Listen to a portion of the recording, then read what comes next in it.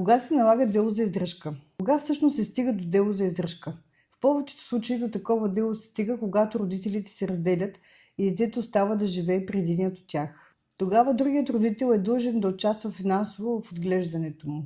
Най-често такива дела възникват, когато родителите не са били в брак, а са живели в фактическо съжителство и се разделят.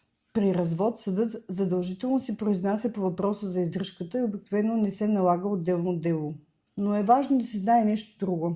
Дори родителите да са в брак и все още да няма дело за развод, ако са във фактическа раздяла и единият не осигурява издръжка, такова дело също може да бъде заведено.